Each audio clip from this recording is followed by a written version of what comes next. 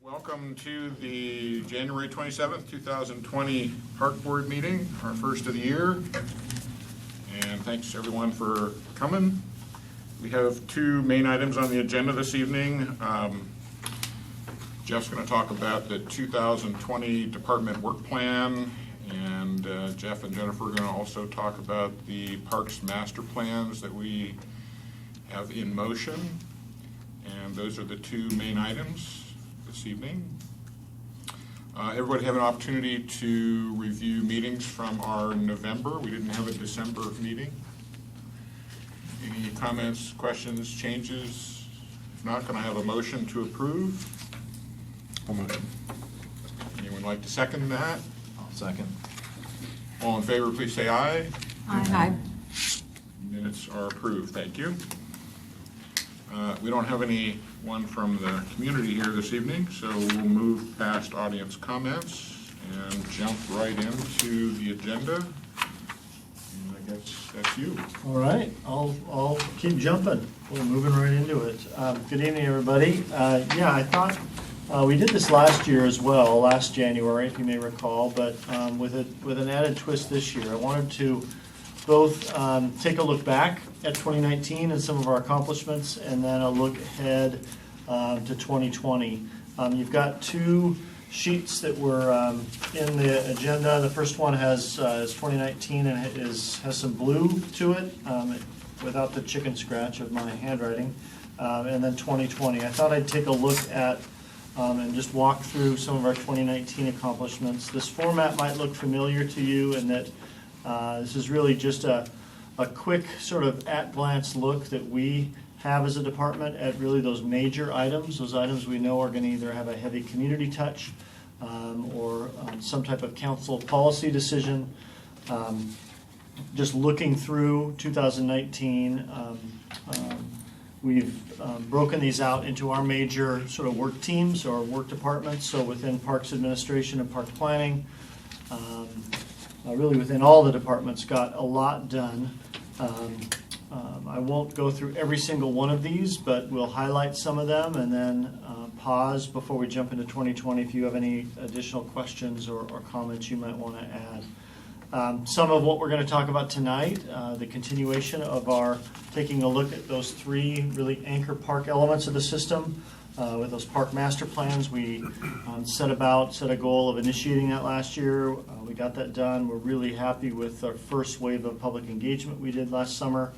Bethune Architects is our consultant in that work, and we think they've been doing just a terrific job responding to all the feedback we heard last summer. The Bergsma acquisition was obviously a big priority, a big lift. Within that acquisition, too, our first wave, our first significant grant to assist with that acquisition effort was accomplished last year with the $5.3 million we received from King County.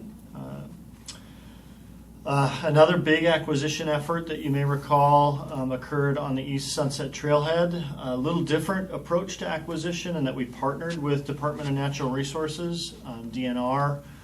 They actually were the ones who purchased. We contributed to that sale that they bought. We also were able to successfully negotiate after years of efforts with Puget Sound Energy. That trailhead really relies heavily on two important PSE corridors that we needed and wanted to assure ourselves with long-term recreational access. We were able to get that accomplished. As you recall, we adopted the Park Strategic Plan in 2018. Through that adoption, there was a desire by Council to take a look at goals and policies. So thank you not only to the work of park planning staff, but to you all as a park board and the subgroup that helped in that lift. If I recall, Jonathan, Chris, and Brad all took part in that. We were able to get that accomplished. So some great work within that group. Within park operations, Confluence Park, we, if you recall, successfully received some state grant funds to assist with converting the really sort of lumpy lawn areas of Confluence Park into an irrigated lawn space that got accomplished and completed. It'll be exciting to see this spring and summer as that park will really sort of have a new function and some new uses that the community will be able to enjoy. Falls Drive Trail, if you're familiar with where that is, that adjoins Central Park down into a neighborhood to the west of the park within Issaquah Highlands. It's a trail that started to see some root damage. It was an asphalt trail. It also had some speed conflicts that we were seeing with longboarders and other sort of faster moving trail users than walkers. So we did some improvements to help reduce those conflicts there. Also within park operations, we've been working, Brian and Rick Patterson and Matt Neckler, who are leadership within our operations teams, on refining and updating and taking a new approach to our park resource management plan. We were able to get that accomplished. Within our facilities team, we took really a first look, a little more different look at our City Hall facilities. And when I say City Hall facilities, really the three buildings that make up City Hall in this community. The building we're in, called City Hall Northwest, City Hall South, where the City Council chambers are, and City Hall Police, the police department, the brick building that you're probably most familiar with. Really taking a look at all three of those buildings collectively and really evaluating and assessing the current condition they're in. We're really on the edge of needing to invest and reinvest a lot of money into these three buildings. And how do we take an honest assessment and get an honest sense of do we as a community want to make the significant investments into these facilities, or do we want to begin planning for a new approach to how we provide those city services? So we were able to get that done. Some other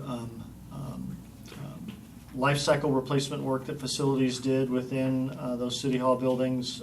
Pickering Barn, if you've ever been to an event on the dairy barn side, if you know Pickering Barn, there's the hay barn. It's the tall wood one that looks like a barn. The long, narrow one is the dairy barn. We were able to get the acoustic panels in. We'll also be doing in the coming years an evaluation of HVAC system. I know a couple of you park board members, Jeremy in particular, has certainly asked for that as well. Within recreation, boy, it seems like the senior center. Right. Well, it's all right. It seems like the senior center. I got that. It's all good. It does. It seems like a long time we've been operating that. It was just this last year, at the beginning of January, that we actually made the official transition to a longer-term city operation with full-time staff there in the facilities. So terrific work by the senior center team and really the entire recreation team for that effort. As we made the modifications at the end of 2018 with the new flooring at the community center last year was really a good initial transition. I think that will be ongoing, and how we modify programs, how we look at new opportunities that those hardwood floors provide us. With the shift to our new software system too, Melissa's been leading this effort with our customer service team, looking at our business practices and how to implement really the new sort of the new tools that come with that software system. But as well, of all the work we got accomplished, there were a couple of items on the 19 work plan that we made great progress, but are being extended into 2020. Some of that was to be expected. The dog park, certainly as we talked about that at our last park board meeting, as we've made great progress in identifying a location, doing some initial design now. Really what's left is seeing through permitting and getting construction built this year. The bike park at Central Park remains a work plan item for us. We've got a great partnership intact with Evergreen Mountain Bike Alliance. Now it's really aligning funding. So with some successful grant funding, we hope to get that done this year. We also made great progress on starting to look at our park signage and city wayfinding, so trail wayfinding and other wayfinding throughout the city to create a more uniform design and look to that. The Swamp Trail Boardwalk, if you're familiar with that, up at Lake Tradition Plateau, a very popular family trail.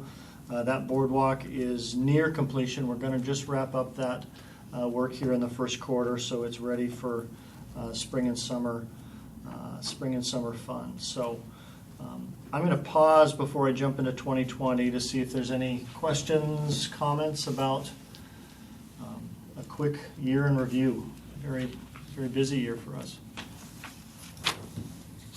Is the park signage and trail wayfinding, you're coming up with a new design, you're not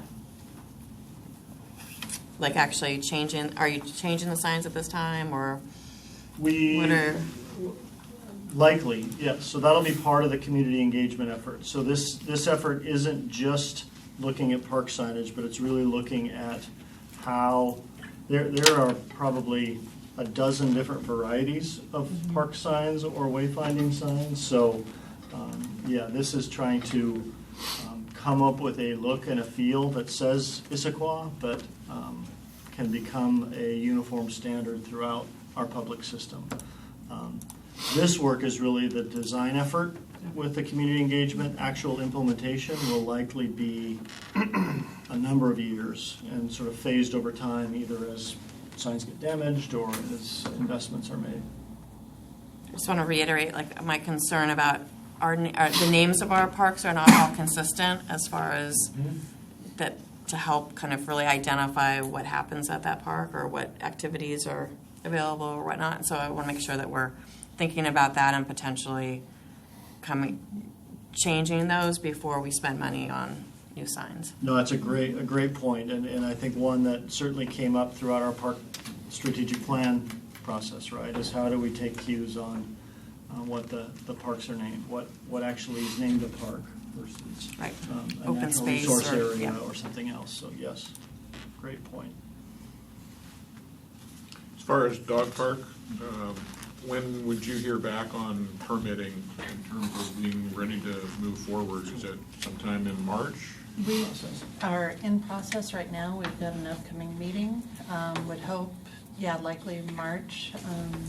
In the next month or two, would still like to try and get the Friends group together so we can start kind of staging our construction once I get a little more information from our Development Services Department, and then we can start staging our construction. Before we proceed, after we go through the permitting process, we will need to get final approval from City Council before we can actually start work. So yeah, it's likely a summer project. So next page, sort of taking a look at next year. Here we go into 2020. I'll point out, and I'll mention it a little bit further in our director's report, the name of the department, Issaquah Parks and Community Services.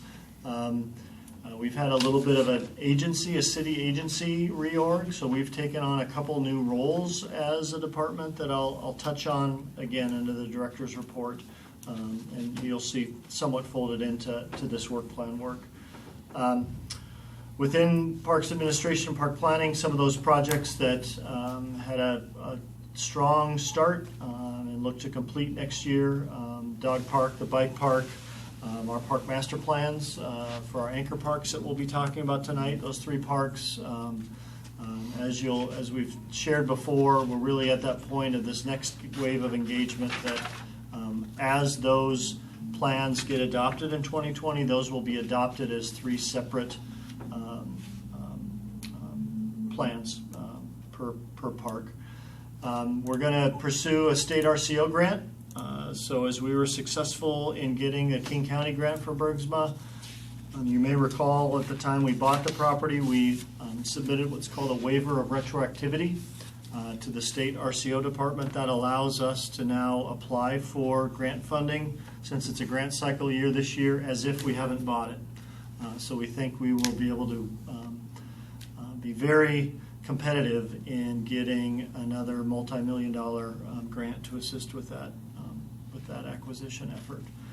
Wayfinding Parks and Trail Signage Plan, we touched a base on that briefly. The trails themselves on the Bergsma property, or what is now Harvey Manning Park, We want to do an initial phase of some trail work there to at least get a couple of key corridors completed within that park. Washington Trails Association, Mountains to Sound Greenway, some of our partners have certainly expressed strong interest in helping us with that effort. So will be some exciting work into 2020. Also on our capital plan, Hillside Neighborhood Park, long desired play area. I think it was part of a 2014 community engagement effort. We look to do some community engagement around that play area. I think it was determined that yes, there's a desire for a play area. Now let's identify a location within the park and a type of play area and get that installed and completed this year. The turf, synthetic turf on pad 3, which was our initial synthetic turf fields up at Central Park, are due for replacement in 2021. So we want to complete this year, and we have funding in the capital plan to do design and prepare the bid package. We'd like to get that bid out the fourth quarter of this year to catch contractors when they're most hungry, and also allow for us to have some say in the schedule when that gets done in 2021, not to disrupt community use or to really minimize that disruption. So beginning that, what will be a 2021 turf replacement, but the work will get started next year. Within park operations, Green Issaquah, it's going to be very exciting to not only launch and adopt that forest management plan, but then really, I think, see how a volunteer program and volunteer stewards can really start to take off in 2020. The Squawk Mountain Access Trail, if you're familiar with this trail, this sort of connects downtown Issaquah to the south to Squawk Mountain. It goes by a development called Kilkari. Mine Hill, if you know where the Mine Hill Trail is, if you're familiar with this, there are some amenities. There was a bridge, there was some other sort of decking that has gotten to the point that it needs some repair work done. There is a new development, a new phase of the Kilkari development that is under construction right now. So we feel like now is a good time while that trail is being disrupted by that construction project that we go in and get these repairs done in 2020 as well. Confluence Park bridge deck. The art piece, if you're familiar with the bridge decking itself, the concrete decking, there's a really cool integration of art into that concrete decking. As we've noticed in the last couple of years, we're working with the artists. Some of the color pieces, so that the inlay is some colored paneling, glass. Won't cut anybody, but some of that glass is coming loose. We don't really like that. So we want to get, we've been working with the artist and the contractor on a solution, so we want to get those repairs completed this year. Within facilities, a number of other facility projects that we'll be working on. The first one I want to touch on, this came up as part of our budget deliberations with City Council. This is really sort of taking a look, something we started last year, we'll continue into this year with looking at and really inventorying all of our city properties and facilities, but doing an initial assessment of them. And that assessment really sort of asking some of the questions, not only when was this property bought, but what was its purpose? Is that purpose still current? Is there still long-term need, long-term plans for that? And begin to evaluate and assess those properties. A number of these properties you may or may not be familiar with. These are not our parks. These are really buildings. A number of them are in the downtown area. The city has bought single-family residential properties over the decades. Some of it part of a planned or hoped for assemblage. Other parts that or other properties that aren't necessarily assembled to anything. So we really think it's an important time to just sort of pose these questions, sort of pull all of this out of the attic, so to speak, and do an assessment and evaluation of sort of what makes sense. What are these still? Do these still remain priority properties for the city? Within community services, a number of our recreation groups are doing some important work. Along with, and again, I think I've said this as I've done this in years past. This is not meant as a comprehensive work plan. This is not laying out all the programs we're doing. These are really, again, some of those key either policy questions or community questions we'll be asking. Under Aquatics, with the new high school being planned and likely positioned here in the near future, we want to initiate further discussions with the Issaquah School District about the pool itself and some long-range planning, recognizing if that new high school means another boys and girls swim team to accommodate or to try and accommodate at the Bohms Pool, we want to, as they're planning and investing in that high school, also be thinking of and us working collaboratively on the pool itself and that needed facility.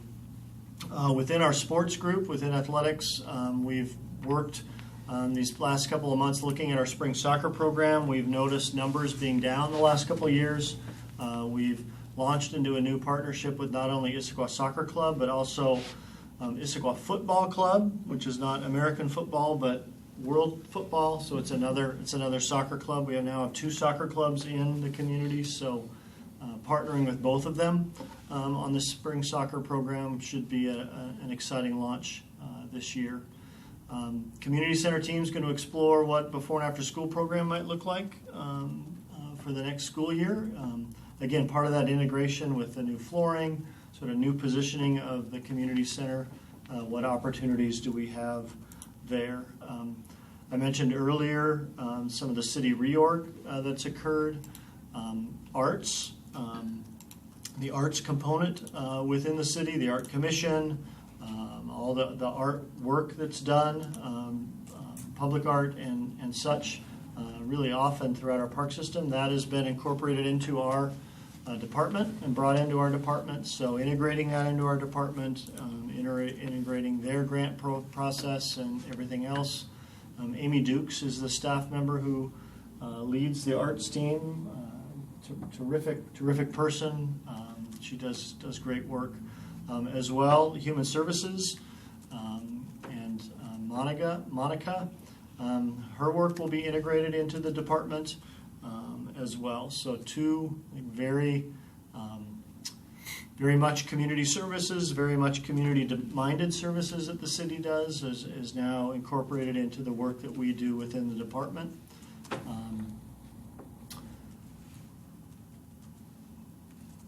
So within recreation, 2 last items. Sorry, as I'm focusing my eyes up on the screen, I could just look at my page below.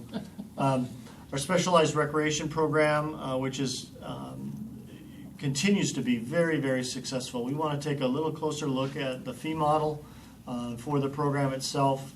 We've long had a partnership with state DSHS for a reimbursement program that is continuing to become more and more onerous and cumbersome for the city to try and work through. So we want to look at some different modeling. Again, I think continue to offer very popular programs, but also recognize our limited staff resources. And then we have long had a very popular scholarship program. We think too it's a really good year to take a look at that program itself, analyze how it's being used, and make sure we're meeting the needs of the community. So, as in years past, we've gotten a lot accomplished. It'll be a big work plan year this year. Couldn't be done without a very impressive team of staff within the department. Questions? Yeah, on the aquatics, has the Issaquah School District ever considered a pool as being part of a new school? Where I come from, I've had schools where the pool, especially in the Midwest, was cold. schools have a pool put in. Yeah, the question- Under a new of the school foundation. I would say they have, and they have not, that has not been part of their model. Hasn't been part of any of the models of the existing schools that are on site. So, Is that the case throughout the region, or just an Issaquah issue, or do you know? I think there were a lot of pools that were built in, like, with the forward thrust money that were connected with schools, like, but that was a long time ago. So like the Tacoma School District, they all have pools. Some other school districts do. Yeah, Tacoma's a little different, you're right. Tacoma School District has long held aquatics as sort of a core element of what they do. Danielle mentioned the King County Forward Thrust bond, which was, in the late 60s, early 70s. That built most of the pools within King County. Some on school properties, others not. The Bohms Pool, or Issaquah Pool, was built with that program, with the Forward Thrust bond. So King County relied, I could go into a whole historical story on pools, but King County relied and has relied for decades on that Forward Thrust investment, and those pools are tired. Those pools are doing great. We've made a significant reinvestment in that pool.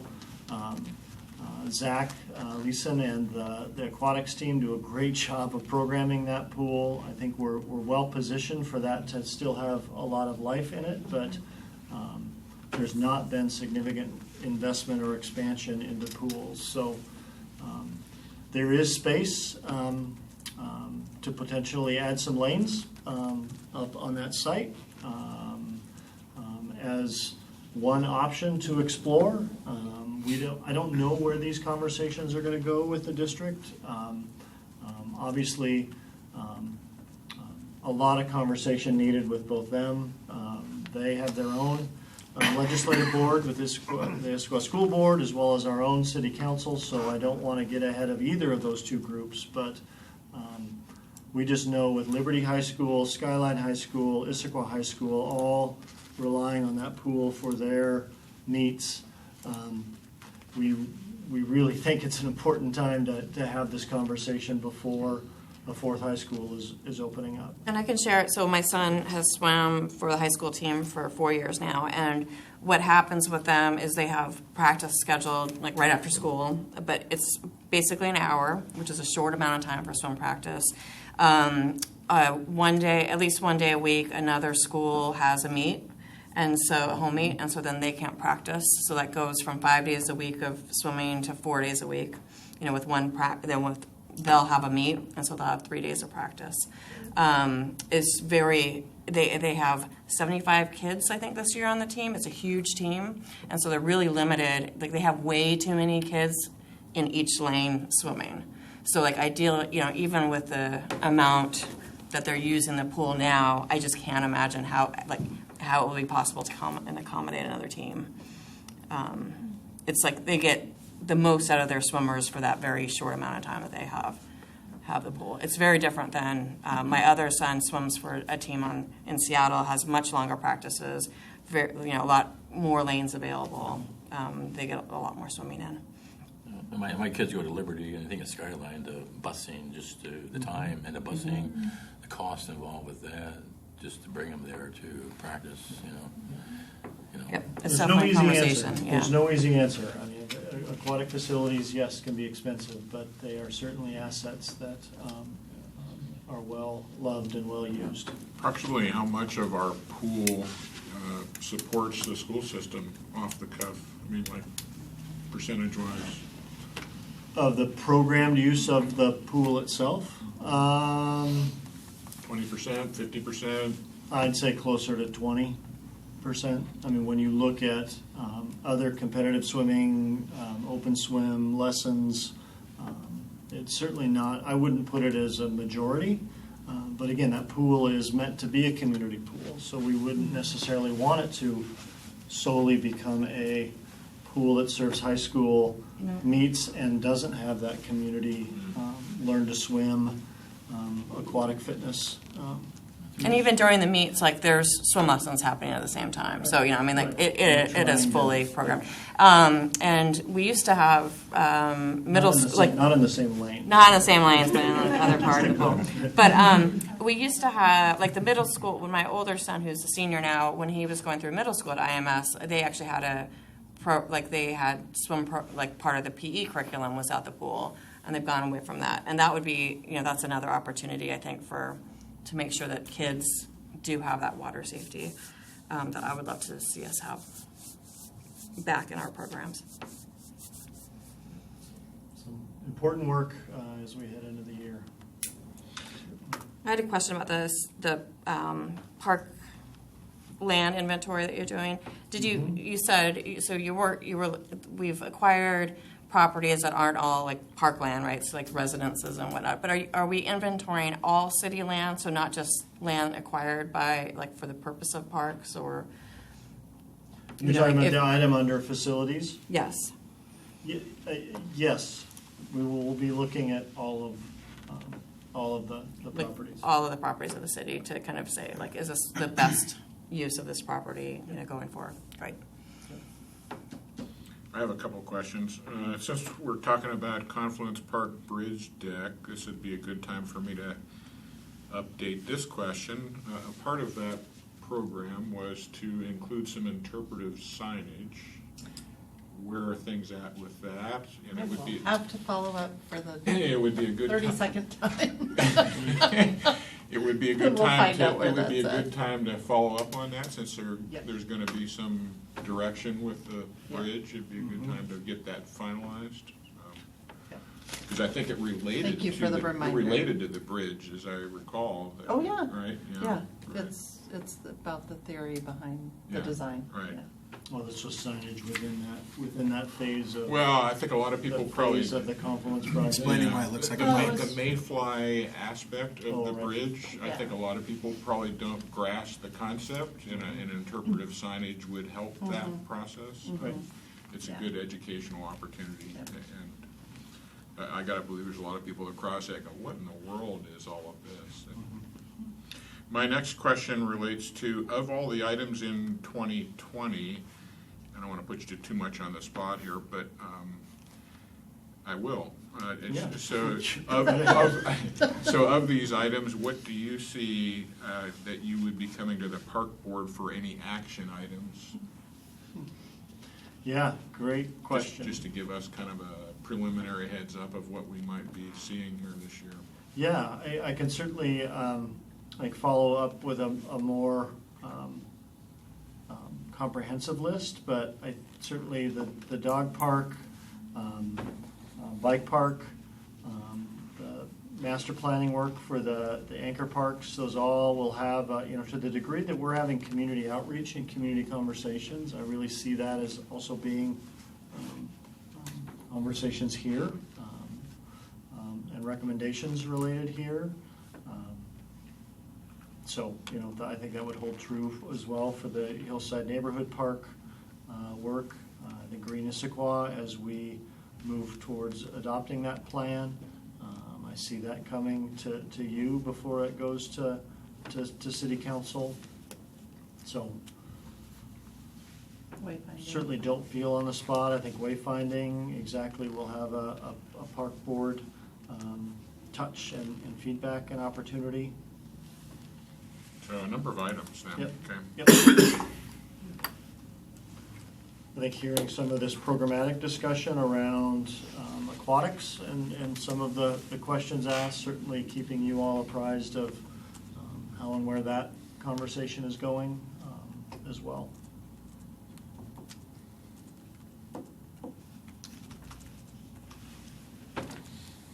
Any other questions, comments on this one? Just as a point of reference, we did a big aquatic study kind of, I don't know, like 10 years ago, 12 years ago. I'm assuming you have your hands on that, and Yep, it laid out a few options as to what expansion might look like and other, yep. Yeah, very helpful, very thorough work. So it might be time for an update if that was 10 years ago, you said? Yeah, it could be. I think step one is starting these conversations. Really, let's ask the questions and let's get into a partner dialogue It was before we have. And again, I'm not trying to get out. This is always interesting work on my part. I'm not trying to get out in front of two very important legislative bodies, but I'll pose the question that I'd rather pose it now and let's talk about it before it's a programmatic crisis when we're trying to get a fourth set of teams scheduled in that facility. So, Well, especially as the school system is expanding, it seems like now's a good time to bring all this up. So it's just an as, important amenity that's not on that campus, but it's a very important amenity that that campus is likely going to rely on. I think my recollection was that when we looked at those pool options to do, just so everybody like has a dollar amount framework, I mean, it was $20 to $30 million. Right? Is that right? To To do- build something To new. expand the do existing something site. new, or even to expand the existing site to kind of what people had envisioned. So we ended up doing $5 million with our park bond in order to basically reinvest in our existing pool and keep that infrastructure, but knowing that it wouldn't support our, our growing needs in the future. But it's a really big price tag. But it was never about not being enough community support. The surveys and everything supported the $20 to $30 million expenditure, or was it going to be a bond or whatever it was. But at the time, they said that they were guaranteeing that the bond would pass at a $5 million price tag. I don't know. Right, it was too much. We had to do that, and really that's the school district needs encompasses the school district, and the city park bonds are just the the city residents, and so it's really, it really is a more regional kind of need and should be support. Yeah, good point. I fully support you and encourage those having those conversations. Yep. Thank you. Any other questions? Okay, it's time to move on to Jennifer. You too, Jeff, but Yeah, maybe mostly Jennifer. Sorry, it's mostly Jennifer. I'll give a 2-minute overview. So, tonight really the focus, and Jennifer's going to lead this discussion. We're just about to launch into a next phase of public engagement and want to have a chance to share with you and really walk through with you some of the work that Methuen did in taking all the public feedback we heard through the survey and our outreach last summer, and they came up with some vision, values, program goal pages for each of these properties, and want to sort of walk through those with you, get your thoughts and feedback. It's this information that's going to help inform what's going to be concepts that we'll be sharing with the community in this next round of engagement. So, exciting work. So before I flip the screen, taking that's a handoff. Perfect, Hannah. Want to kind of go back and talk through, when we did the park strategic plan, these 3 parks, Tibbetts Valley Park, Veterans Memorial Field, and the Creek Corridor were 3 priority projects that came out of that. Last June, when we first hired our consultant team, Methuen, they had come to you and realized that there were some early principles and goals that were set up as part of this work. And some of those were improving quality of life, maintaining healthy salmon and healthy people, placemaking, and ensuring that these parks all had multiple benefits. Over the last 9 months, we have had quite a bit of community outreach. We've been to the farmers market and concerts on the green. We've held a partners meeting. We've also come to you both in June, August, and October of last year. We've also held 2 sports meetings to try and continue conversations with the community to get additional feedback in addition to those received at some of our bigger outreach efforts, like the farmers market and stuff. The outreach our consultant team and the city have been filtering that through to help really come up with a vision statement and help set some priorities for each of these parks, as Jeff was saying. And they're going to help design kind of the guidelines and our options going forward, that the consultant team. They're in process right now of creating options for each of the parks. We're hoping to go out with a survey in February. Each of those are going to kind of run some of the gamut as far as opportunities that could be at each of the parks. None of those are going to be written in stone. Survey questions are not going to be final. We want more feedback, knowing that whatever final design and concept comes out is going to be multiple options and iterations and opportunities and so on and so forth. So we'll be packaging all this information together, and sometime in February we'll be doing that online survey. I think we'll jump first into Tibbetts Valley Park here.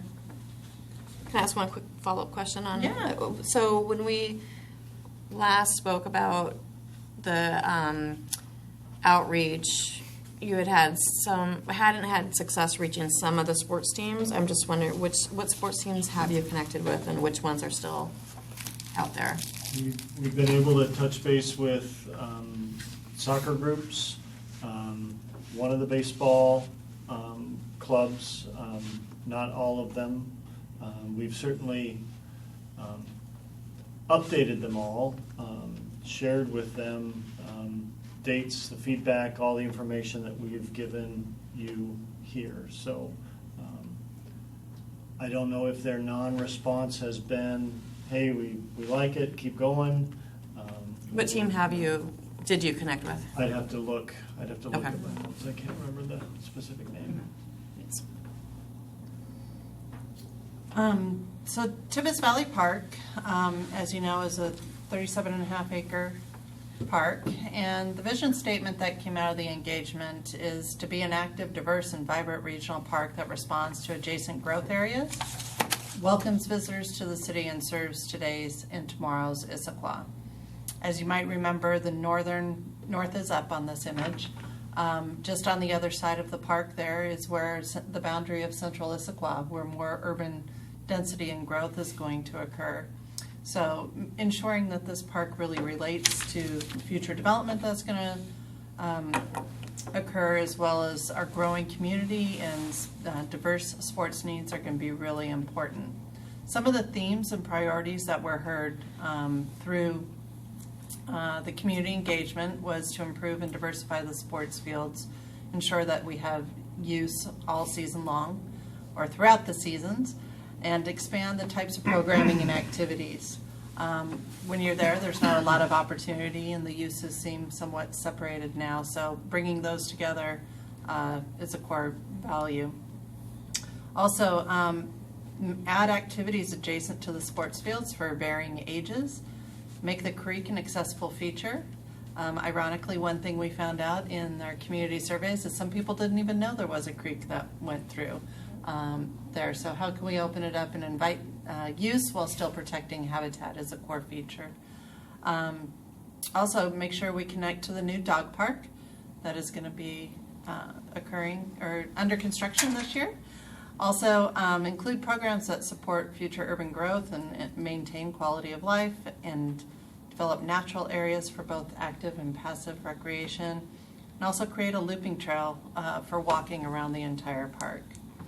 Some of the program elements that were really important the community would like to see here is to ensure that there's sports fields, that the sports support varying areas of the park, as well as play, greater relationship to the skate park, ensure that there's plazas and gathering space for the community, access to the creek, as mentioned, a loop trail, and public gardens.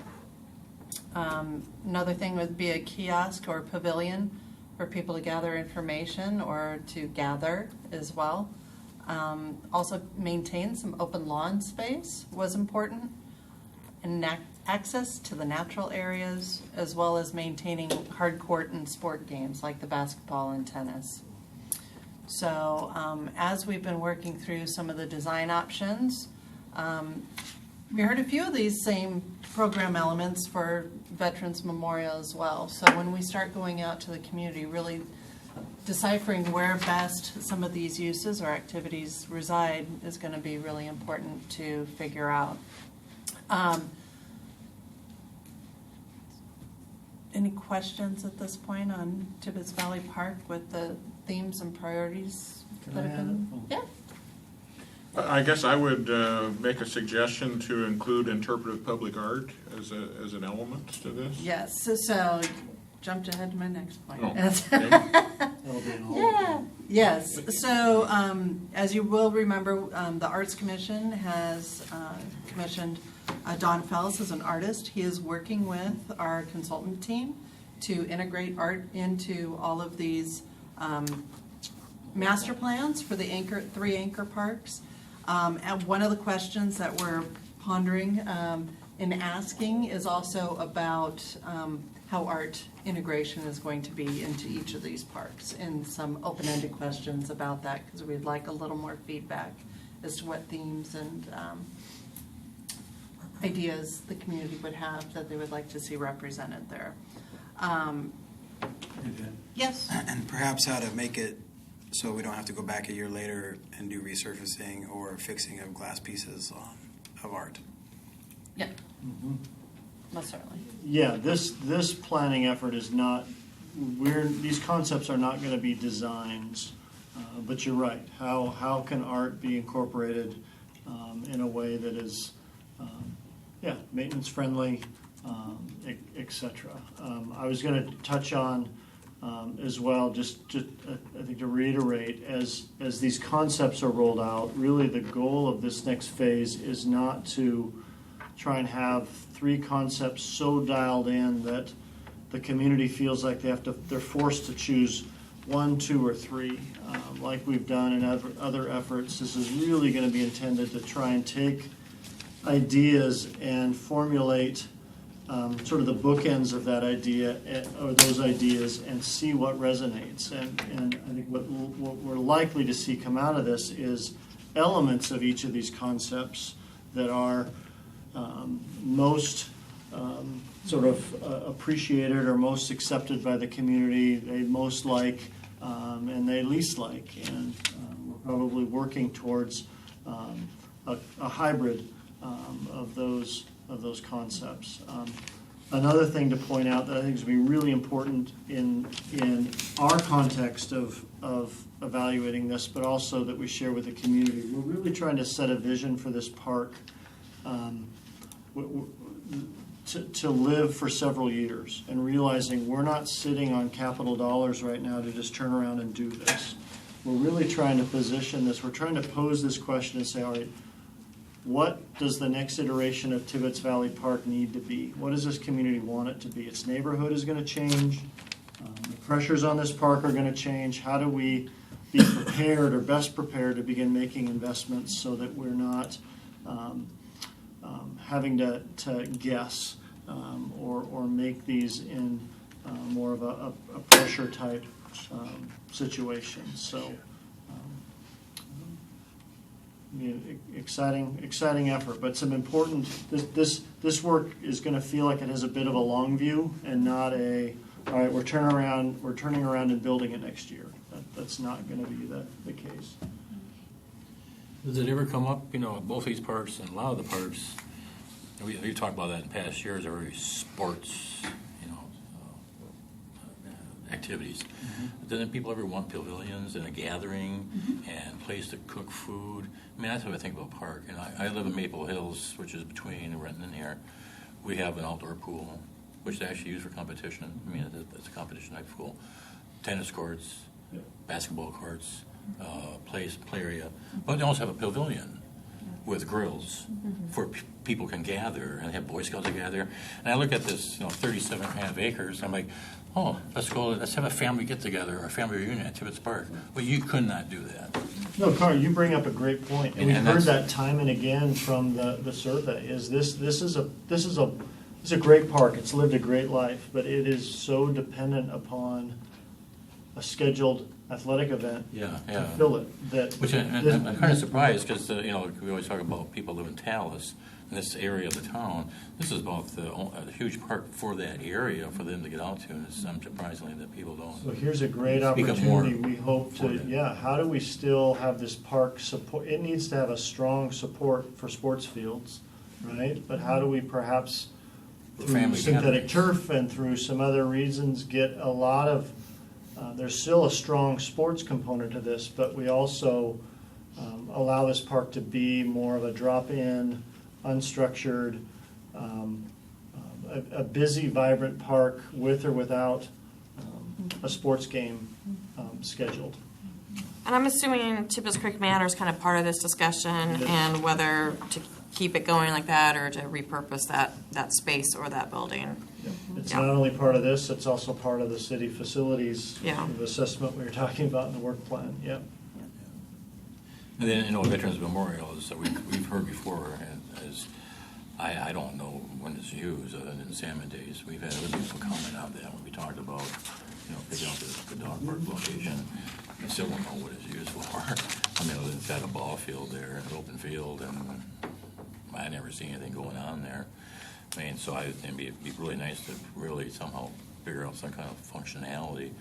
Doesn't have to be sports related, just some kind of functionality that you can use up this 7.9 acres. And I think when you look at the programming and the options that are being created, I think you're going to see a lot more integrated uses. Well, the splash things come up before, and Yeah. that kind of thing, which is kind of with But also everything. play areas, and how do we relate this existing skate park to the rest of the park,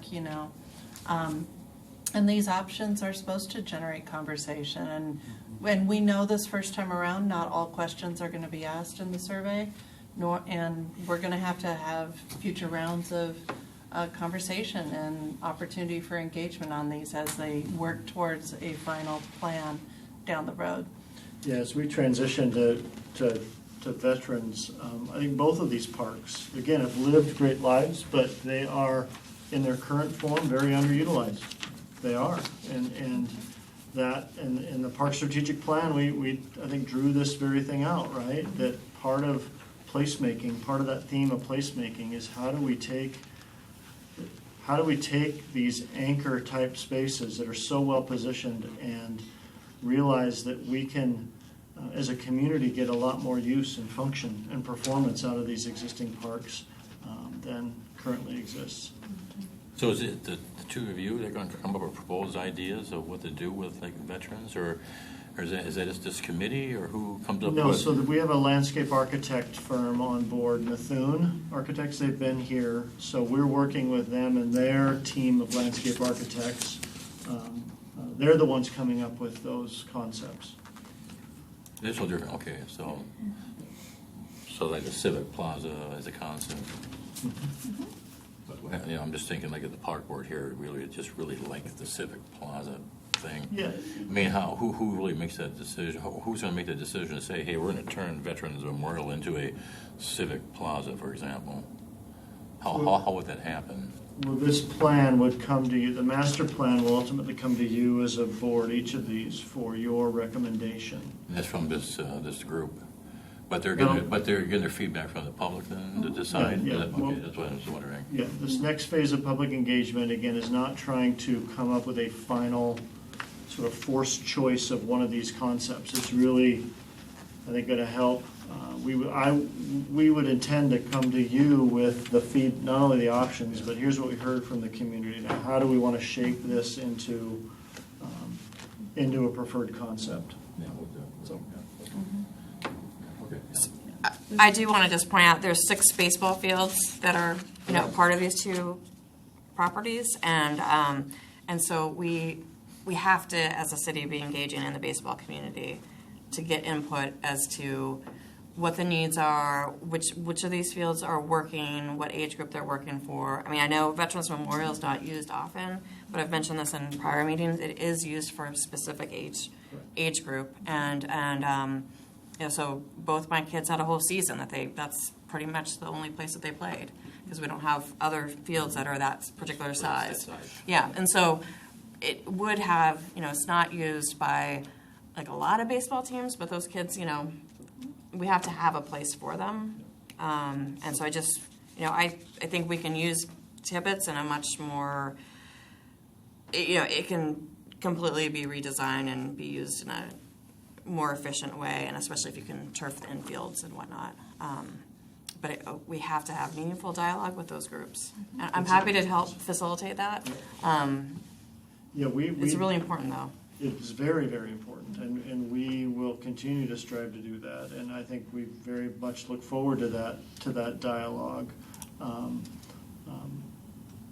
That'll be critical. I think, as we've shared before, we've also looked at, with those 6 infields, the historical frequency that all 6 infields are scheduled at the same time. Never happens. It doesn't, right. So how do we get smart with that? How do we get smart with really understanding? You're exactly right. What are those community groups? What are those groups really needing? Another project that's in the park strategic plan that we've talked about that I think gets folded into this conversation is we have some baseball fields that are extremely underutilized. We have 2 baseball fields at Central Park that, because of shortened outfields and where they're positioned, if there was some, again, as we're looking at the long view as we make these changes, there are some timely investments and strategic investments we can do to still make sure we are very much accommodating baseball, softball needs throughout the whole park system. So, any help you can provide in that engagement, We can talk love offline. it. But Love yes, yep. That would be great. It's really important. Any more questions on Tibbetts before we move to veterans? Are we also keeping an open mind on tennis court placement? Mm-hmm. So not really. Yep. When you look at maximizing space. We kind of take everything away and then and and our except for the dog consultant team- park, which we're hopefully. Yep. Yeah. Exactly. Exactly. And then I would assume that some of the parking is required to stay because, by the skate park, that's supporting the park and ride. And what about on the other side? Do we need to keep the same parking lot footprint, or can we move that? We will get creative in some of the parking options. Again, let's use those options to help sort of invoke community conversation. But our current agreement with King County Metro we need to be aware of that. Right. As we're looking at these options, Okay. And 2, you can assume basic needs.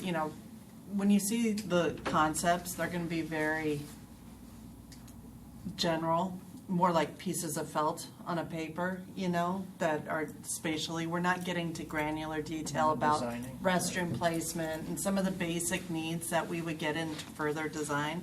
We're still kind of up at a greater level. So if you see a parking area, you can assume that it would be able to house the required parking that we would need. Because as we go through the design process, that's when we get down to a more granular level of what's being what. So just know when you see these, they're more spatial layout, what activities would be happening where and how they would relate to, the streets or to other activities within the park.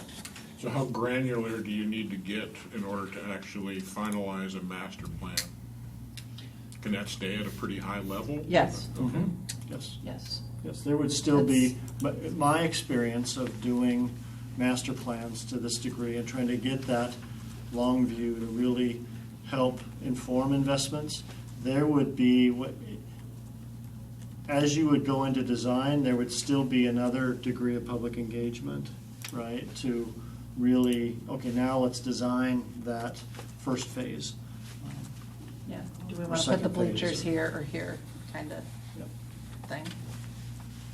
So we probably won't be seeing that component of it when we approve a master plan, essentially. Right, well, with the master plan, we'd hope to have a implementation plan, so we'd know how to phase the project, what a rough order of magnitude cost would be, so we could then start funding that next phase of design to the more granular level. Okay.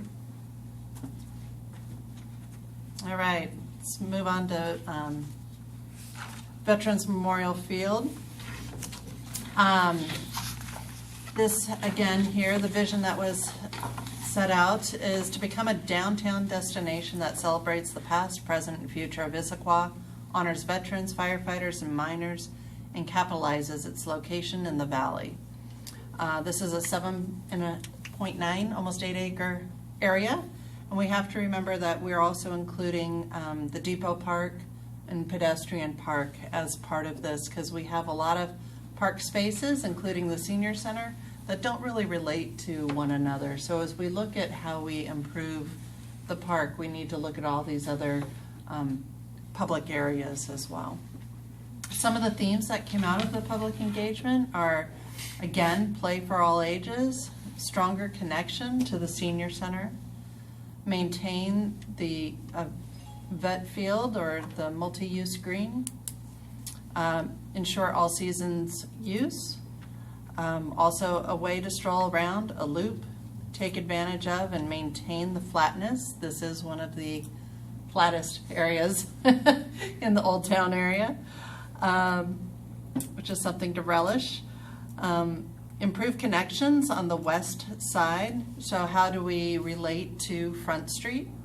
And making sure, because right now the parking really separates the feel that you're so close because you can't see.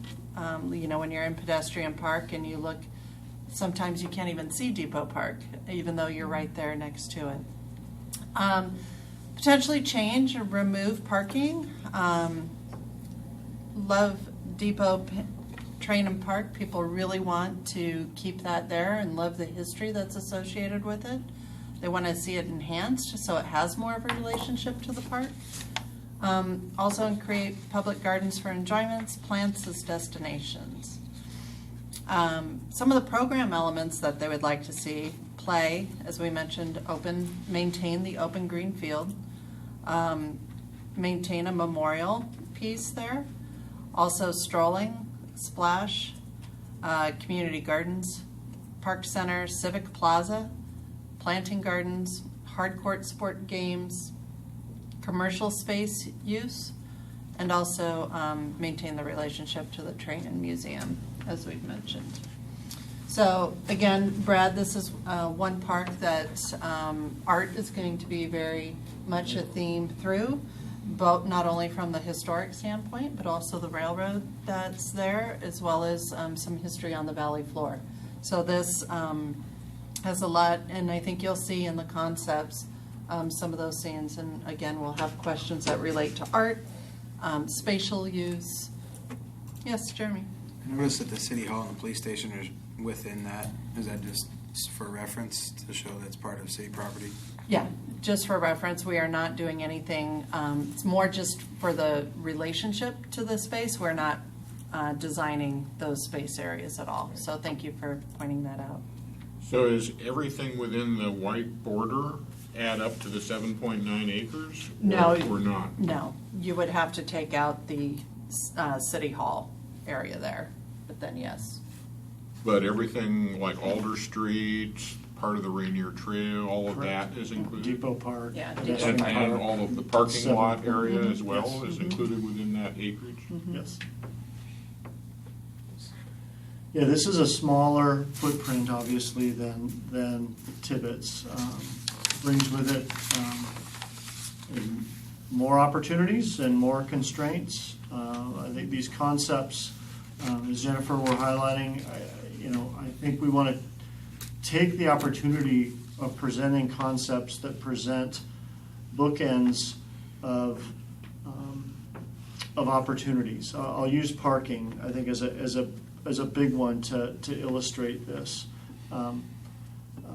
Parking is part of this experience, right? Parking is a very important part of this property because that parking supports Front Street and those businesses, as well as the park and the senior center, and so many uses. One of the options we want to explore, and we've really asked the consultant team to say, all right, what does it look like? How could we possibly help this space better relate to Front Street, but still assume all the parking stays there, right? So how could we accomplish that? Let's explore what that option would be and present it. But then let's also present another option, and we've had a chance to talk with Downtown Issaquah and the Chamber and some of our other partners. We'd like to propose a question to say, all right, let's get really crazy, and let's have a concept that let's assume parking is accommodated some other way. Let's assume some year in the future that parking is handled elsewhere. What might it look like for this space to feel more open or relate to those businesses in a more pedestrian way, or relate to Front Street in a more park-like setting? What if the Depot building was in the middle of a park instead of the middle of a parking lot? Not to draw preference or say one's better or worse than the other, but to really utilize this opportunity to pose some really cool questions to the community and see what kind of feedback we get. And I'm sure it'll be mixed, but this is a concentrated area that is for decades tried to serve so many purposes that I think the fresh eyes of the consultant team, some of the feedback we heard from the community was this is sort of a lost and forgotten space that really could strengthen its relationship to Old Town and play, I think, a more supportive role to Front Street. So this one will be really interesting to see what. Are they looking at other parking options? You know, I mentioned the thing before about one thing this town doesn't have is a parking ramp. And you might say, well, you don't even want, well, if you had a parking ramp somewhere, let's say down past the library where that little parking area is there, I don't know if that's good enough. I'm just throwing out a wild idea. Put in a parking ramp, you could free up this parking space here. But the city has to make a decision to put in a parking ramp. I mean, if they want to get to be like Bellevue someday in the future, I mean, Bellevue has parking ramps everywhere. I mean, that helps subsidize your space and brings people in and have places to park.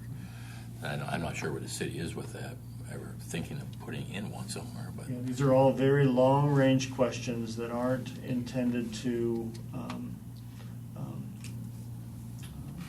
force us into one choice or another. Has the city done a survey of what that parking actually gets used for during the day and how long people are parked there? Yeah, there was a parking study that was done just last year that, again, would help inform. And how many people are parked there for the full day during the week? I don't have the study. I mean, like, I would be really curious Yeah. because as just a resident, like, I feel like There's a that lot. people are parking there to either go to work or they're taking transit, which is right. You can go downtown Seattle, you get on, you don't have to wait at the transit center right there. And to me, I would love to see that all that parking be like 2 hours, 3 hours, just like so that people can actually go to the park or they can go to the restaurants and like, you know, clear up all that. I'd like to see it turn into a pavilion where, again, a parking ramp that they paid and people Yeah. park there all day. Look at the revenue for the city that would bring. I kind of feel like it's also a That's a win-win to me. But it's maybe an underutilized park, but I personally feel like it's like a hidden gem, and it's like for people who know that it's there, and it's like I like it. Like I like going there and feeling like I'm in the middle of Issaquah, and it's still like, you know, there's a little park, and you know, you can walk to the different restaurants and stuff. So I like that personally. I could also get my head around not having any parking there, and you know, Well, having it off-site. I like the idea of walking But- behind. I like the idea of you saying walking behind her. But at night, I don't like walking back behind her. It's not a very safe with all those cars and everything. It's not a very open area to walk around.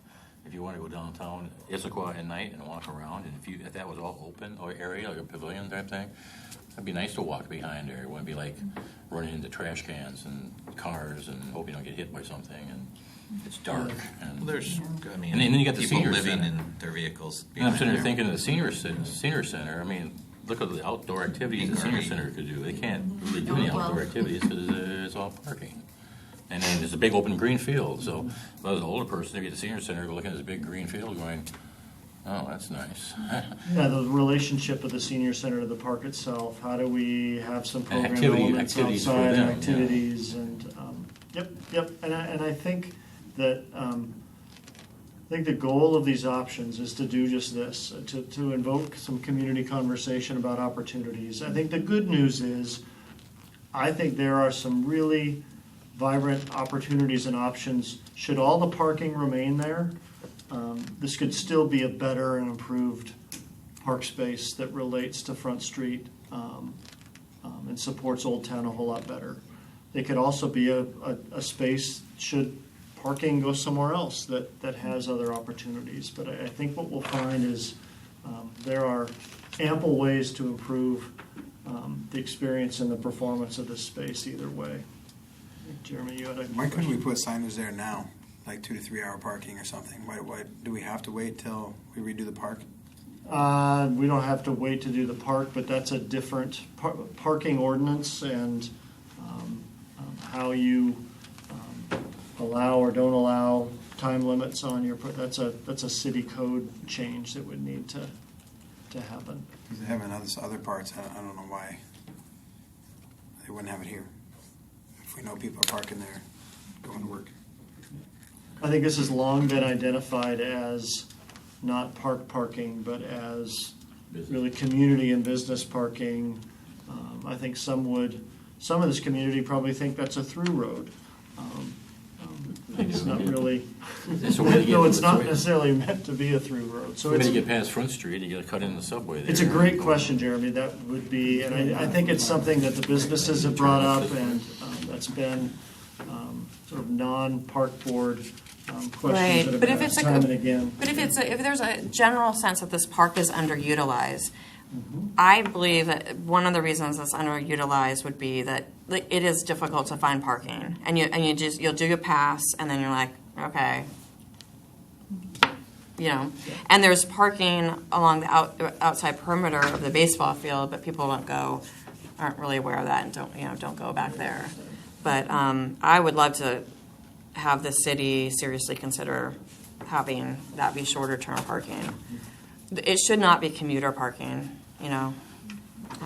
Well, I think this planning effort, though, we're not going to try and drive that or dictate that decision. I think this planning effort and this community engagement can really help to inform that.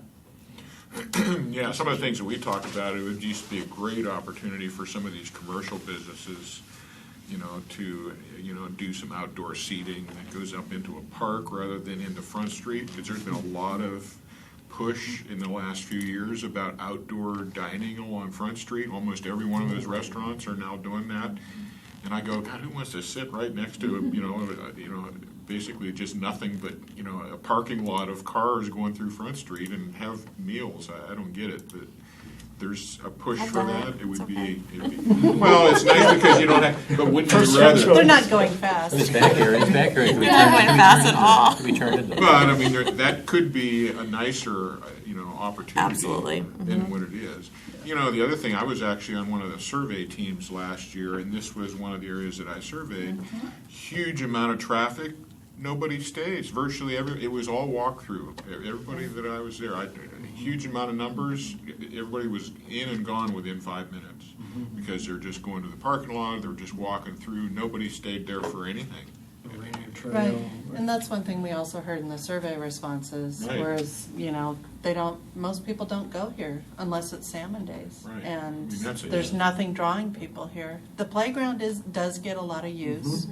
It is Look at that for the Spider-Man neighborhood. thing there. I mean, a lot of people come in there, but we also heard that along Creekway and Second Avenue there, it's not very welcoming to come in to the park from that edge, much like Tibbetts. It's got that fence blocked off. So how do we relate to the neighborhoods as well as Front Street, as well as the Rainier Trail? So that little piece that goes up to the north there, that's the Rainier Trail that goes up and connects you to Confluence Park and connects you down to the community center lawn. So this is really a very big piece, and this is another node that's going to be along our creek corridor. Yeah, it's an anchor within our creek corridor, all Yeah. connected. Yeah.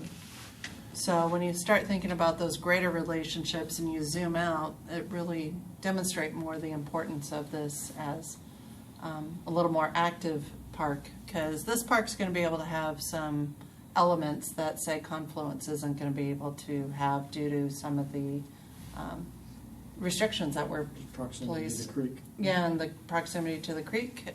This is going to be able to have a little more fun. Are there in a any different type of restrictions way. on this? No. No? So it's wide open then? Well, I don't know what you mean by restrictions, so I But don't not know. the Well, same. Not the oh, same. conservation I'm restrictions. just- Thank you. Conservation restrictions. Yes, not the conservation restrictions that we Which have is really the at big issue. Confluence. Yeah. Well, Thank you interesting. for clarifying. I just wanted to make sure. An interesting concept is that, when you're talking about parking and parking lots and parking ramps, it does have the word park in it, so maybe somehow if we can, get a little pole there, even though it's not the size of, it's not talking about park. Thank you. I love the discussion. Again, we really want this effort to be an opportunity to really reach out and relate to the community and see what So we've got one responses to more. the options. Yep. If there's no further questions, I want to be respectful of time, knowing there's Well, and two. it's just one thing to point out, it's interesting when you see this on a map like this, visually, nearly half of the acreage is devoted to parking cars. And or, Buildings, and not really using as a park system. Yeah. Good point. So the creek corridor, as you know, in the Park Strategic Plan, the vision was set forth to create a link between Squaw Valley Park to the south and Lake Sammamish State Park along the creek corridor, and how that pathway would ebb and flow through the city, how it could be an anchor park for our park system, connecting other parks and neighborhoods. Lost my train of thought, sorry. Oh, amazingly, from Squaw Valley Park to Lake Sammamish State Park, it's only a 4-mile stretch along the creek. So when you think Green Lake, everyone knows it's 3 miles around Green Lake. So when we think of what this means to the city, as far as Border to being a border, main vein of access where the creek used to divide the city, that how can we use the creek as a way to bridge the two sides that once it separated and connect to different destinations within the neighborhood. As you may have heard when we came to you earlier, that the whole corridor has really been broken up into 3 different segments. We have the Pickering Reach, which is pretty much I-90 to Lake Sammamish State Park. And through the park. And through the park, yep, to the water. And then we have a second area called the Old Town Reach, which is really more of the built environment from I-90, basically just past the high schools down in there. And then we have the third section, which is the Squaw Valley Reach. We know each of these areas are going to have a little different look and feel just due to their proximity. But it is a goal that this network would run on existing parkland, trails. We may have to use right-of-way in some areas. But how can we connect and get people along this? And this is where our wayfinding also comes in, as a piece of knowing you're on the right path to get you where you want to go. As we've worked with the consultant team, they've kind of come up with 4 different elements that they're really looking at for the creek corridor. Obviously, one is the spine, or kind of the major trail that would connect Squaw Valley to Lake Sammamish State Park. The other would be loops, which would be pathways you could take in and around each neighborhood to get you places. The green dots would be like some major destinations, like Confluence Park, that you would want to stop at along the way. Also, the habitat along the creek is really important, make sure we're protecting the creek habitat as well as providing access to it as an educational or through it, much like we did at Confluence Park. And also those anchor parks, how can we really start relating to those a little bit more? Veterans Memorial, Confluence Park, and even Tibbetts Valley Park, though it's only a far Scotia way. As we connect with the Mountains to Sound Trail, it's going to be very easy to get from the creek corridor over to Tibbetts Valley Park. But even the Pickering Barn, And the- right, yep. in that space, that becomes an anchor as a part of this corridor, so. It does. Yep. And when we start looking at some of our public spaces, when we do the survey, it's going to roll out in these 3 different reaches because it's a little easier to digest where it's at. But really be looking at all these different connections, you know, the main spine, the different neighborhood loops, and the destinations within each of those. We're not looking at super specific pathways now. This is still at a higher level, knowing there's a lot of work ahead of us. And future options as we go through. So this is going to look and feel a little different in the survey than perhaps the parks that seem a little more concrete because this still has a lot of abstract things we're having to work with. Yeah, we've known going into this effort that the 2 previous are site-specific parks. Mm-hmm. This is a system approach, but I think the survey, and as Jen pointed out, these 4 elements will really drive the survey questions. And again, those 4 elements are the spine, so the core trail, the loops, and understanding how there's so many loop trail opportunities through this entire spine to really connect neighborhoods and commercial areas. Habitat is a key element to this corridor because this is serving more than people.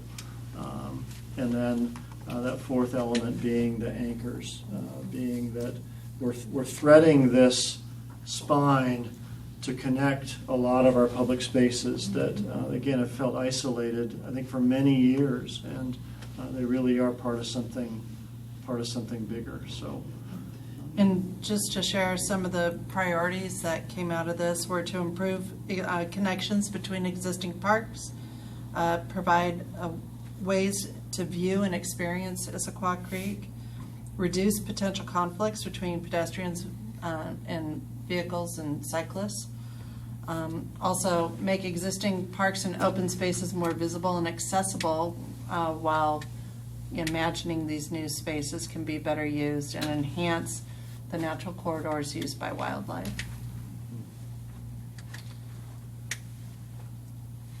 So any further questions? I think one of the things that we talked about a good bit when we were formulating the strategic plan that would be nice to incorporate in this is the Mountain to Sound Greenway intersection, because in some respects that's kind of a hub, of the north, south, east, west concept, and I don't know yet where that hub is going to be, but that really needs to be incorporated within this corridor as a future, because I think that could very well be a real focal point, for the city in terms of being able to interconnect everything. Right. Well, as we talk about anchors, again, that element of anchors, that intersection would be an anchor, and something we've talked with the team about. And yeah, I think it'll be a big part of our outreach effort. And it might be multiple anchors, right? So what Brad is talking about is this corridor will make up a primary north-south, really key corridor and connection. There's these east-west connections through town. Mountains to Sound Greenway Trail is a vision for all the way from Seattle, eventually Seattle to Spokane, right, connection. But how do we want that east-west connection to flow through town? And then how would we want that east-west connection to relate to this? Right. But you're right, I'd see that intersection, that hub as being one of those anchors, right? Yes. That's a key place. Yep. Perhaps the most key place on this corridor, Yep. really. Yep. yeah, this, I mentioned earlier about the 2 site-based projects that we're trying to keep a long view in mind and realize we're trying to set a plan that allows investment to take place as to the rate that the community wants to make those investments. This corridor effort is even more so a long view and a near-term view. I think what we're going to find is we're not that far from at least having a lot of informal connections that make this happen. But even as we make those connections, this opportunity that Issaquah has because of 30 or 40 years of acquisitions they've made is a very envious position in the Puget Sound region. To be talking about a 4-mile spine that connects border to border, that could eventually connect to an east-west spine. It's amazing. It's absolutely amazing and feels bold and audacious, but hopefully this planning effort, I think, can also point out that, boy, there's little bites that can be taken with this too that could make this a reality. Exciting. So as mentioned, survey is coming out in February. If you have any questions, please feel free to reach out to me, but we look forward to your participation in the survey and more conversation and discussion on the survey results when they become available. And look forward to the community participating as well. Thanks for that. Good stuff. So, do you have something on director's report here tonight? I touched on it briefly. I won't spend too much more time on it, but just the reorganization that occurred late last year in the city, you may or may not have heard. Coming out of the city-wide strategic plan was a desire to really look at how we organize ourselves as an agency to deliver services, and it was decided to incorporate a few more of those community service or service-based elements that we provide into our department, and thus the addition of arts and human services. Amy and Monica now have some office spaces. Monica's incorporated into the community center with our recreation team, knowing I think that intersection between human services programs and what we provide through recreation programs are some great opportunities to connect and see what is generated there. And then Amy Dukes, our arts coordinator, is now in the Trails House with Jennifer and Shantae, knowing, again, public art. We talked about it in these efforts, right? Public art and public spaces have there's a relationship, and how might we further strengthen those relationships? So our department's a little bigger, but we're just still as focused on community as ever. So that's that. Does that mean you have an assistant No, I'm a servant. I was gonna say, yeah. None of us were, no extra salary or support staff that came with this. So just good, Just a more, bigger more team. good people. Yeah. Yep. So I don't know if anyone has any questions about that. No? That's it. Is that it? Okay. Before I get into mine, we've kind of dropped off even having a youth person on here of the reports. Are we not, Yeah, is it nobody a stepped lost up cause to, nobody, not this year so far. It's sort of it's a volunteer opportunity, and no one from youth advisory? not this year, no, yet. So they're off for the year, basically, it looks Well, like. unless somebody shows interest between now and the end of the year, yeah. Is somebody still pitching that to them? Oh, yeah, that's Okay. always on the table, yeah. It's always kind of nice to actually have somebody from the youth here, so it's disappointing that we don't have somebody. Yeah, I've shared that one with Kathy and her crew, that, yeah, we really like having, but you want desire to be on it. Well, for sure. Don't want to just pick somebody. So on my part of it here, a couple things. I attended the Kokanee Work Group quarterly meeting on the 22nd of this month. Just a couple things I wanted to share from that. One is the 2019-2020 kokanee count was 292 fish this year, which is still very, very low, but it's actually better than the last couple years. The last couple years it's been under 100, even a couple years was at 20, so it's at least some improvement, but a long ways to go. We had a presentation from WisDOT that I just want to make mention of. I don't know how many of you know that there was a big litigation against the state on not, I think this was from tribes mostly, not actually providing adequate culverts and waterways, and so they've done a significant effort to isolate a variety of projects around the state to improve our waterways. And I just wanted to point out that 3 of them are actually within Issaquah that are already funded and being going to start work on. One is at Lewis Creek, one at West Village Park Creek, which people might not know where that is. That's kind of close to Tibbetts, and then Snyder Creek. So those are 3 major culverts that actually pass underneath I-90 that are going to be reworked and to help for fish habitat. So I just wanted to let you know that that's happening. And actually, it was Lewis Creek was one of the largest efforts for the entire state. It was going to be like a $30 million project to actually redo that whole area. That's kind of down by just a little ways east of the West Sammamish exit is where that one's going to be. So just wanted to point that out. We actually had an outstanding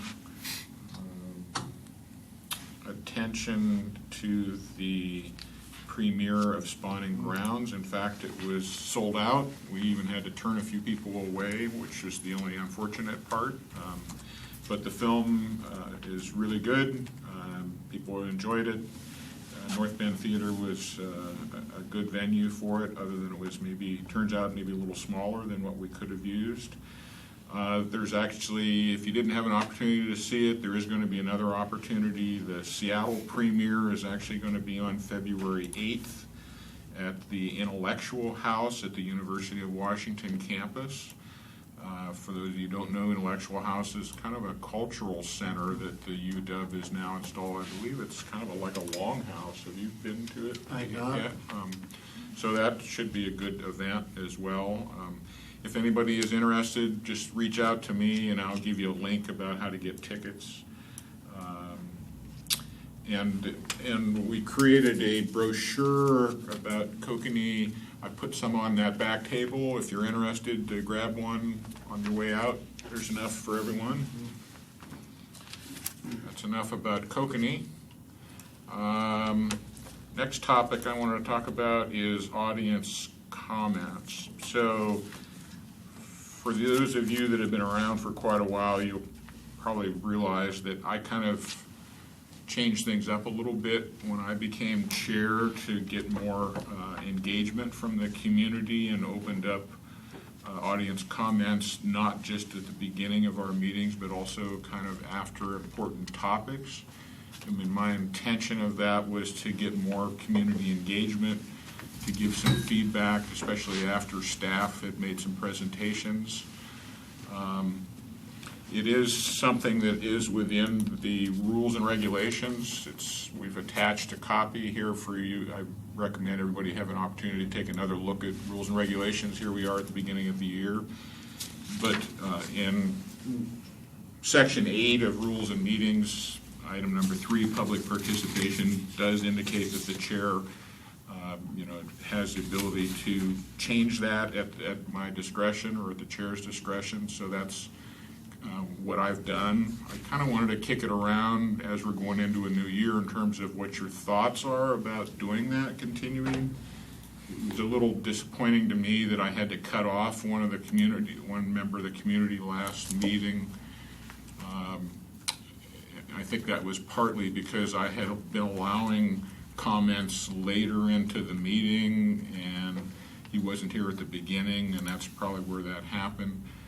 I would like to actually start including, if we are going to have some important discussion topics, I would like to probably maybe start including it within the agenda after that is presented by staff, that there's going to be an area for audience to make comments after that.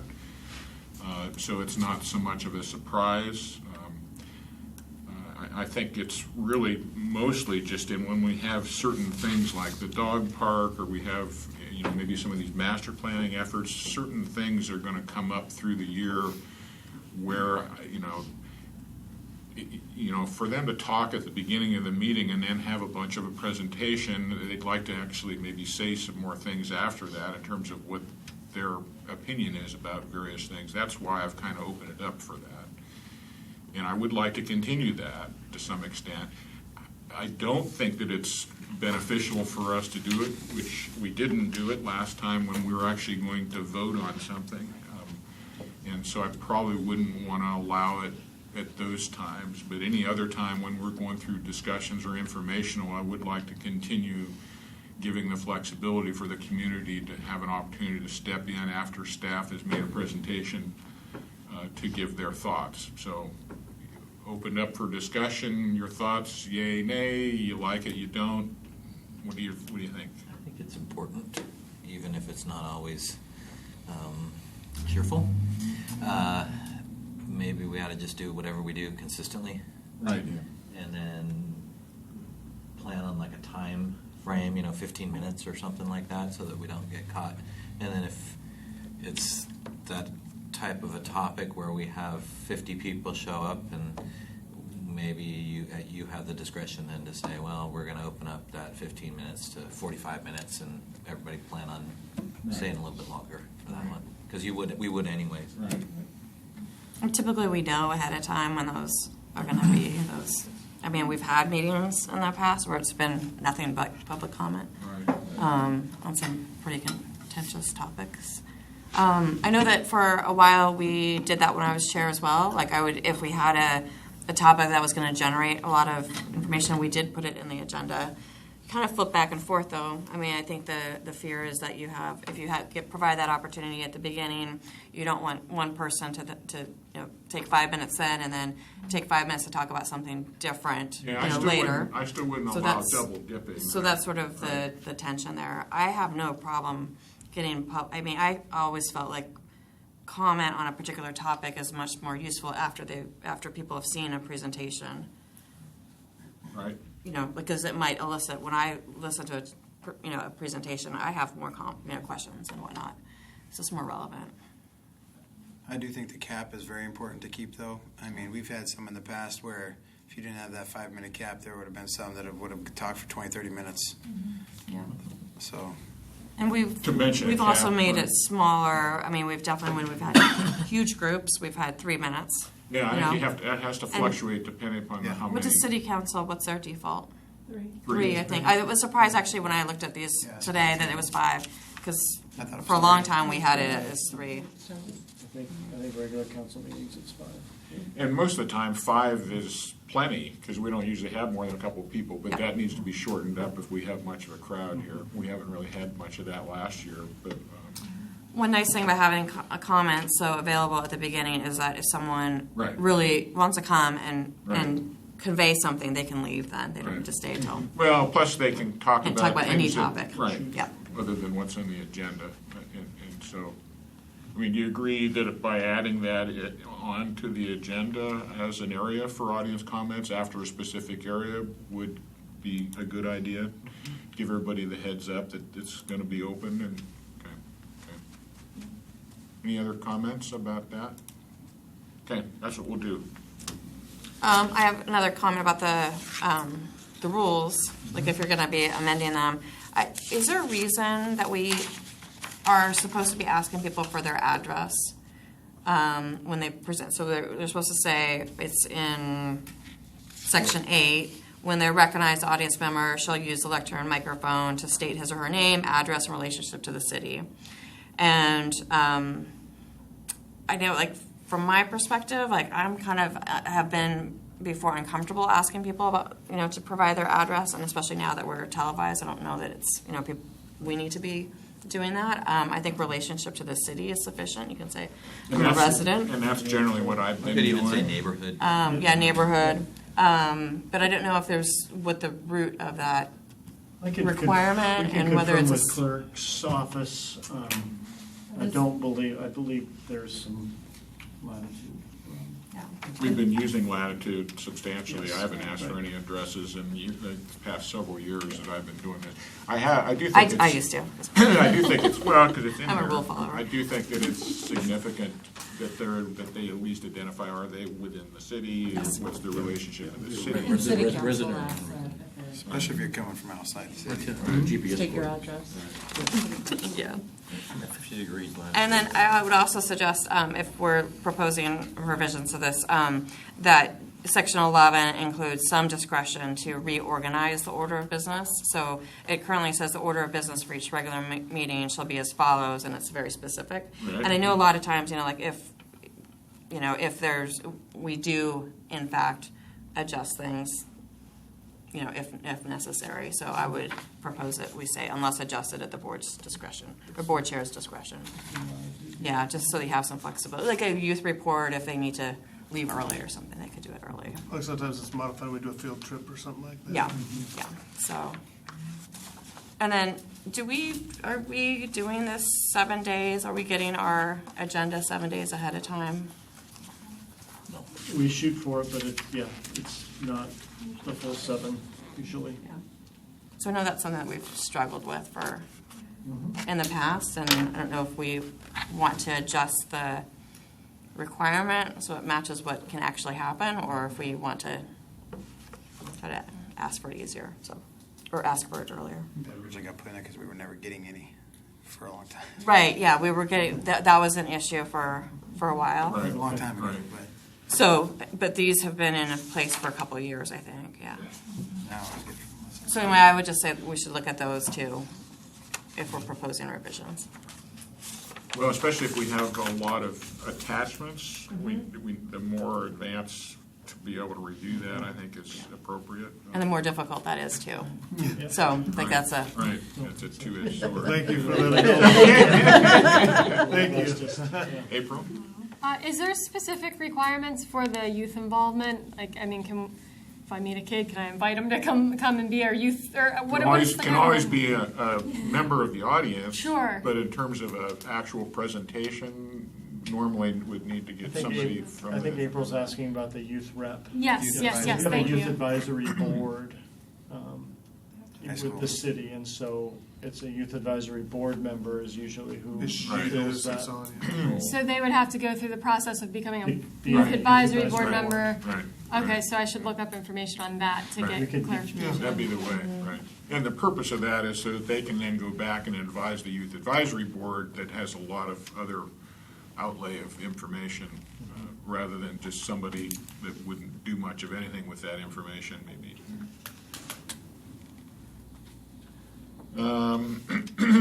I guess my last thing is just want to bring it to the attention that they've already posted for board applications coming up. And so we have 3 people on the board. Their terms are ending at the end of April. Joe, Carl, and April. If you are, I would encourage you to reapply if you're interested to continue on. Applications are due by the end of March. And maybe Melissa could send that out to those 3 people, possibly, so that you could just apply online. And by the end of March, it needs to be in. That means we would. I thought they had them at the end of February. I thought, but I saw online that it was the end of March. Yeah, Because I thought we used to have interviews. Pretty quick process. I thought we used to have interviews in March, but that means we would have interviews in April for terms beginning the 1st of May. So that's kind of the timing of it all. Yeah, it's a relatively quick turnaround. I know the clerk's office has made a real concerted effort the last couple of years to unify So all applications and interviews are all happening together, and then those recommendations are forwarded to the mayor collectively. So that might have adjusted Okay. our calendar a little bit. Okay, so that is at end of March. That's right, yes, okay. And that's all I had. So, anybody else have any new business issues to discuss? If not, thanks everyone. Happy 2020. And we'll start it all over again. Thanks, we're adjourned. Thank you. Thanks, everybody.